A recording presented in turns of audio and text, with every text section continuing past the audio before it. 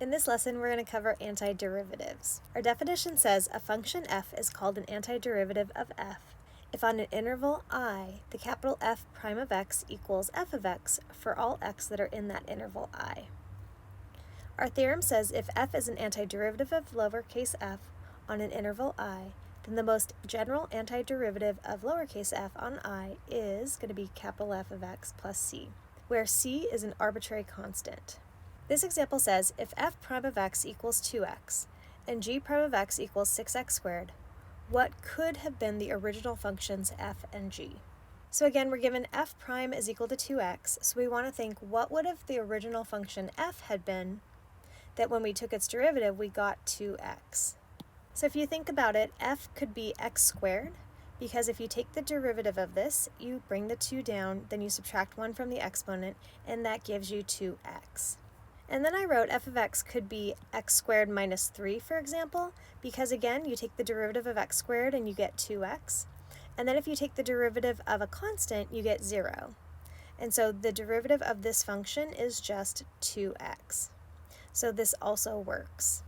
So with that same thought process, you could say f of x equals x squared plus 5. Or again, you could say that f of x is equal to x squared plus any generic constant. So therefore, we would say f of x equals x squared plus c. So c represents any generic constant, or we would say an arbitrary constant. So we're going to do the same thing for g prime. It says g prime of x equals 6x squared. So we want to think what would have the original function have been for g. And again, you're thinking what would the function have been for g that when we take the derivative, we get 6x squared, and we get 2x cubed. So again, if g equals 2x cubed, when you take the derivative, you bring the 3 and you multiply it to the front to make 6, and then you subtract 1 from the exponent and you get 2. I also wrote g of x could be 2x cubed plus 1, or it could have any constant at the end. So to represent that, we say that g could be 2x cubed plus c, where c is the arbitrary constant. So here we have our list of general antiderivatives. I know it's really long. It says that a, b, c, and d are all constant values.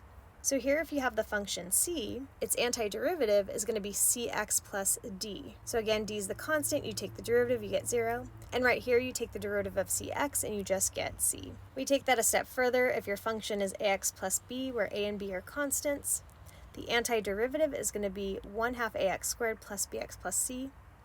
So again, if you look at this and you take its derivative, you'll get ax plus b.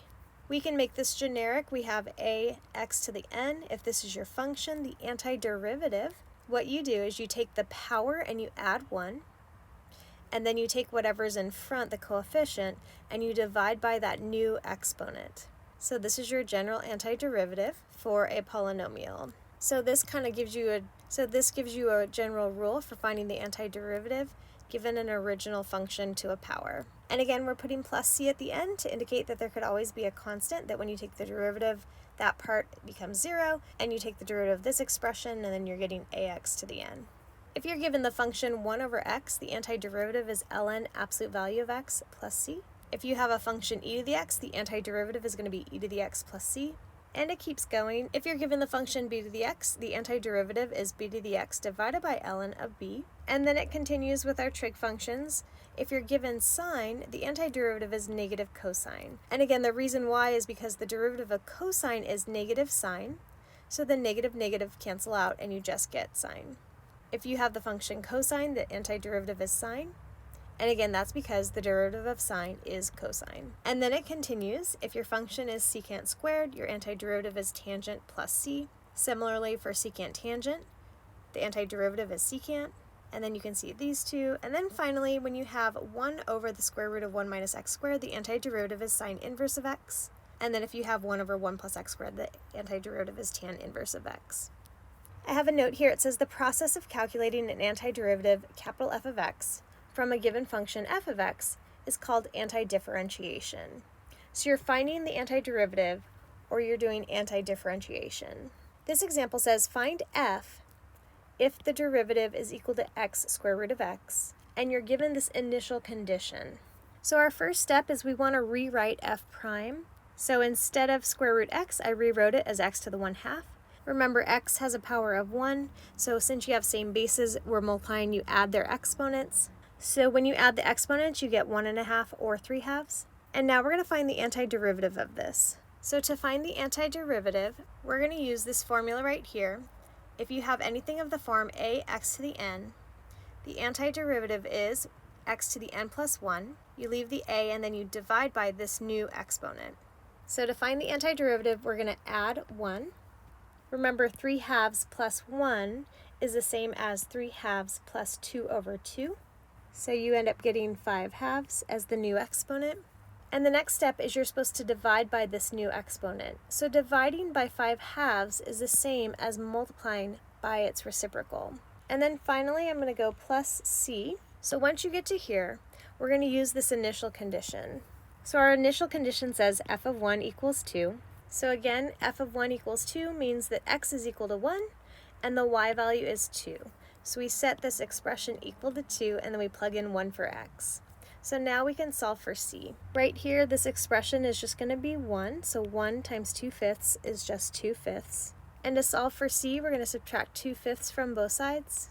So we get c equals 2 minus 2/5. So I multiply 2 by 5 over 5. So you get 10 over 5 minus 2 over 5 is going to be 8/5.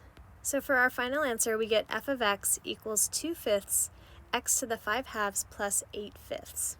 This example says find f if f double prime of x equals 12x squared plus 6x minus 4.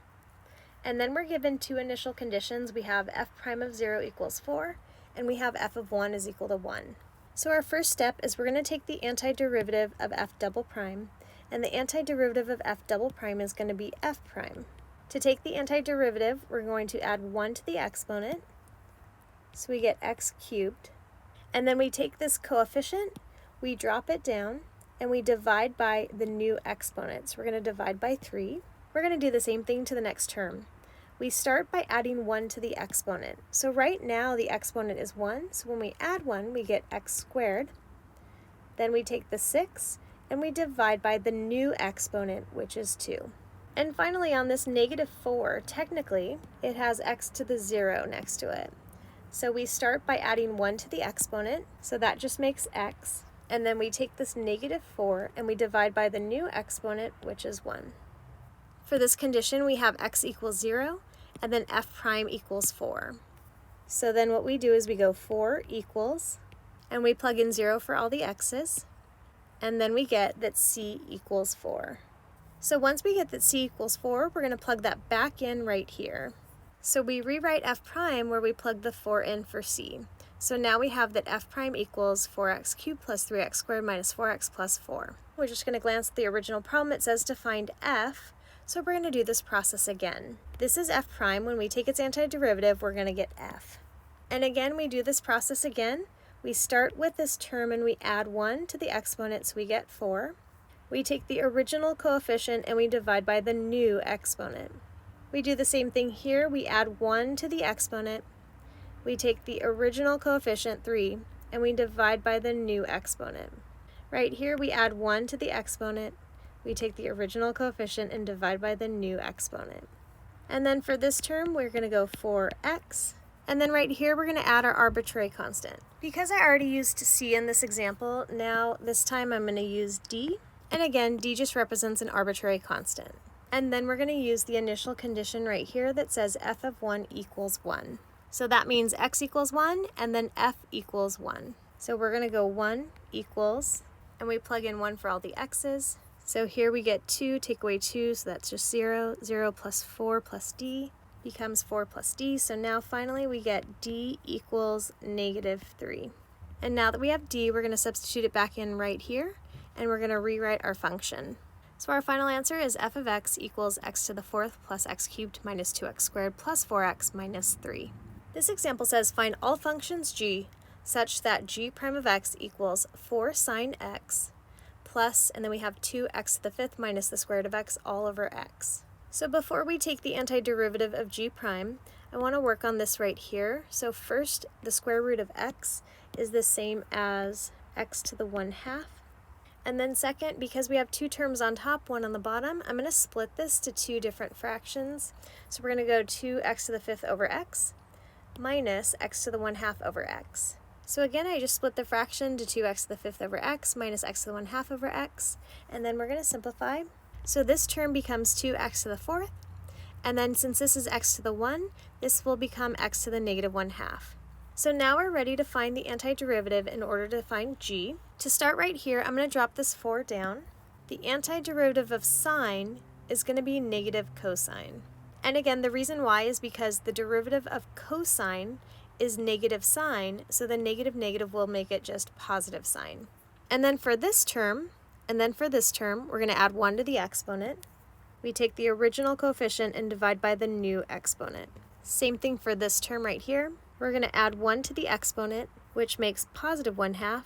And then the original coefficient is negative 1, so I drop down the negative. And we're supposed to divide by this new exponent. Dividing by 1/2 is the same as multiplying by its reciprocal, 2 over 1. So you end up getting negative 2 in front.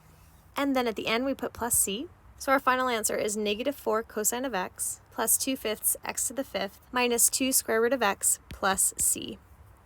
This note says, in applications of calculus, it is common to come across situations where we need to find a function given its derivative. An equation involving the derivative of a function is called a differential equation. This example says find f given that f prime is equal to e to the x plus 20 over 1 plus x squared with the initial condition that f of 0 is negative 2. So we have e to the x. The antiderivative of e to the x is just itself, so we just write e to the x. Next, I'm going to drop down this 20, so that constant, I'm just going to bring it down. So when you bring the 20 down, what you have left is 1 over 1 plus x squared. So 1 over 1 plus x squared, when you take its antiderivative, you get tan inverse of x. And then finally, we have plus c. Next, we're going to use our initial condition that f of 0 equals negative 2. So we take negative 2, that's the y value, so we put it here for f of x, and then we plug in 0 for x. So we have e to the 0 plus 20 tan inverse of 0 plus c. So e to the 0 is 1. And then right here where we have tan inverse of 0, remember that's equal to an angle, so you can rewrite this as tangent of what angle equals 0, and you get the angle 0. So this just goes to 0. So we get negative 2 equals 1 plus c. So c equals negative 3. So we end up getting that f of x equals e to the x plus 20 tan inverse of x minus 3. This example says a particle moves in a straight line and has acceleration given by a of t equals 6t minus 4 centimeters per second squared, with initial velocity v of 0 equals negative 6 centimeters per second, and initial displacement s of 0 equals 9 centimeters. Find its position s of t. So we're going to start with acceleration, which equals 6t minus 4, and we're going to take its antiderivative. So its antiderivative is going to give us velocity. So to take the antiderivative, we're going to start with t. Right now its exponent is 1, so when we take the antiderivative, we add 1 to its exponent, so we get t squared. Then we take 6 and divide by the new exponent. Next, for negative 4, the antiderivative is going to be negative 4t. And then we're going to add c. Next, we're going to use the initial condition that v of 0 equals negative 6. So we go negative 6 equals, and then I'm going to write 3 and plug in 0 for t.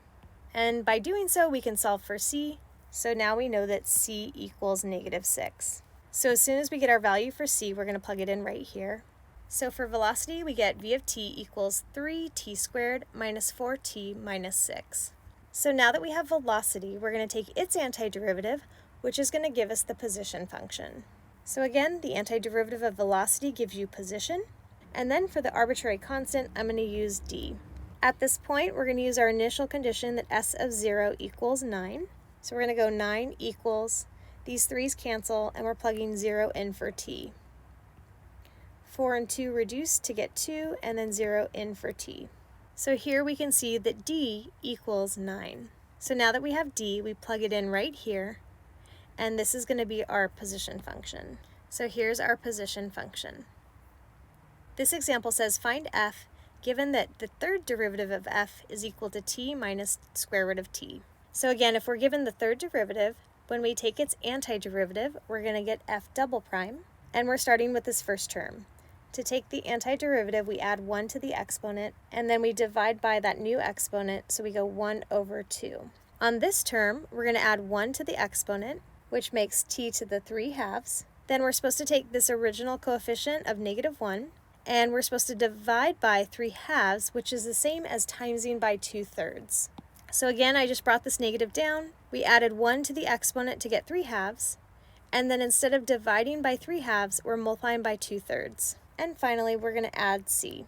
All right, we're ready to take the antiderivative of f double prime, and that will give us f prime.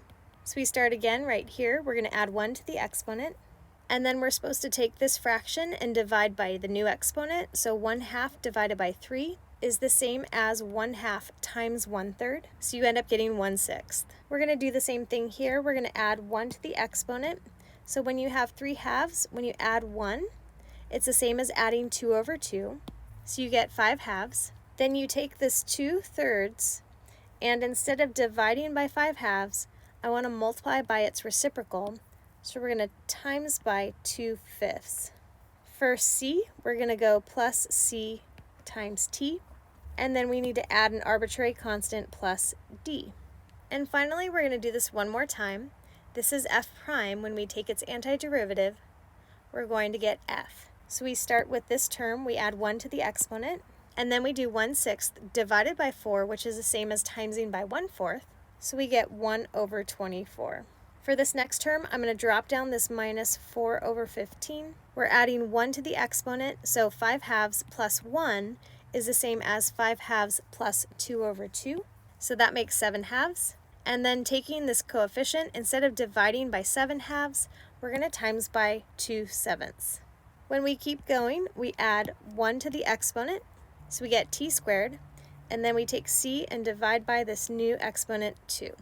For d, when we take its antiderivative, it's going to be dt, and finally we're going to go plus e for our arbitrary constant.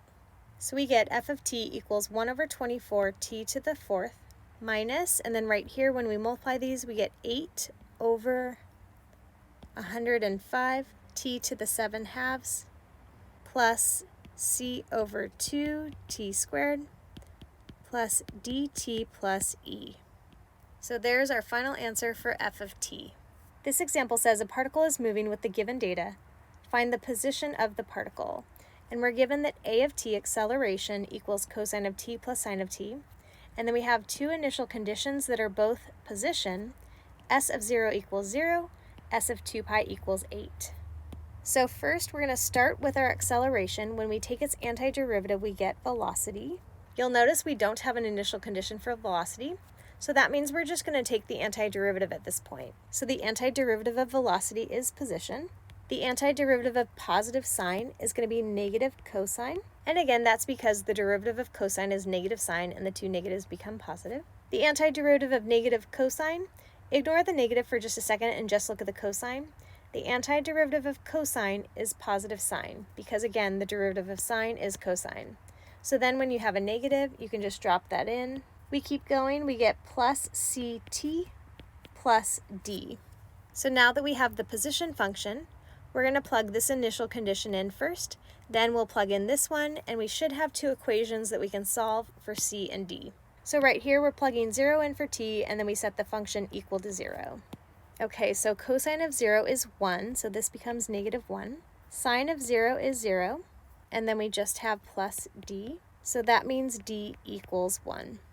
Now we're going to take this initial condition and plug it in. Again, we're plugging in 2 pi for t into our position function, and then we're setting the function equal to 8. So I'm going to go 8 equals negative cosine of 2 pi minus sine of 2 pi plus c times 2 pi. And again, we know that d is 1. Okay, so cosine of 2 pi is 1, so that makes -1. Sine of 2 pi is 0, and then we have plus 2 pi c plus 1. So at this point, the -1 and +1 cancel out, so we get 8 equals 2 pi c, and finally we're going to divide both sides by 2 pi. So we get that c equals 4 over pi. So now that we have c, we can take it and plug it in right here, and then also plug in 1 for d here, and then that's going to be our position function. So our final answer for position is s of t equals negative cosine of t minus sine of t plus 4 over pi t plus 1. This example says given the graph of f prime, Draw a possible graph of f given the initial condition that f of 0 equals 2.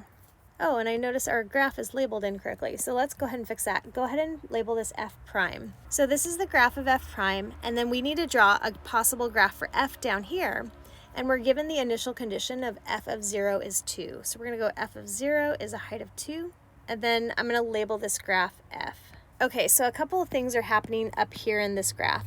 You can see that f prime changes from negative to positive at x equals 1. And then if we keep going over here, we have that f prime changes from positive to negative at 3. So what that means is because f prime changes from negative to positive at 1, that means f is going to have a relative maximum at 1. And then similarly, because f prime changes from positive to negative at 3, that means f is going to have a relative minimum at 3. The other thing I want to note right here is that f prime changes from increasing to decreasing at 2. So from 0 to 2, f prime is increasing. From 2 to 4, f prime is decreasing. And from 4 on, f prime is increasing again. So when f prime increases, that means that f is going to be concave up. So I just made that note, f is concave up from 0 to 2 and then from 4 to infinity, and f is concave down from 2 to 4. And one more thing, if we look at the sign of f prime, so from 0 to 1, f prime is negative, and from 1 to 3, f prime is positive, and from 3 to infinity, f prime is negative. So that's going to tell you where f is increasing and decreasing. So I wrote that out. F is increasing where f prime is positive, so that would be on the interval from 1 to 3, and f is decreasing where f prime is negative, and that would be from 0 to 1 and then from 3 to infinity. Now we're going to sketch a very rough sketch of f, starting at 0, 2. So we have that f starts off decreasing from 0 to 1, and then at 1 we have a relative minimum. And then it says f is increasing from 1 to 3, and f has a relative max at x equals 3. And I want to point out one more thing. It says f is concave up from 0 to 2. So from 0 to 2, we want f to be concave up, and then f is concave down from 2 to 4. So at 2, f changes to concave down, so that means that right here is going to be an inflection point. So I'm just going to put a little point there. F has a relative max at 3, so we want to max out right here. Also, the graph is concave down from 2 to 4, so we're at 1, 2, 3, 4, so right here. The graph stops being concave down and then is going to be concave up from 4 to infinity, and the graph is going to continue to decrease from 3 on. So here's 3, it's decreasing, and then we have a switch to concave up. And here's our final graph for f. Again, it's a really rough sketch. I didn't pay too much attention about how high to go and how low to go. I just wanted to include the key features that were listed here.